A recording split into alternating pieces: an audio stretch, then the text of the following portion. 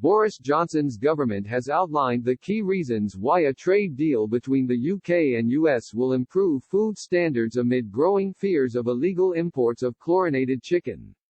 International Trade Secretary Liz Truss announced this morning that the UK is aiming to secure a US trade deal by mid-2021. She added she will only agree to a deal that will give the UK more of what it wants. Ms. Truss said, "The point is we won't do a deal just to hit a deadline, but of course a deadline can be good for focusing minds. Of course, if the other parties are unreasonable we're not going to say, fine we'll sign up to your terms.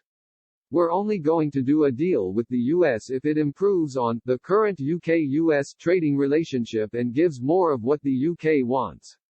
Her reassurances came after the House of Lords supported amendments to the government's proposed agricultural bill last week. These were put forward by rebels including Tory MP Neil Parish, who chairs the Commons Environment, Food and Rural Affairs Committee. The First Amendment sought a requirement for agricultural and food imports to meet domestic standards, while the second will give MPs more scrutiny of its recommendations towards future trade deals.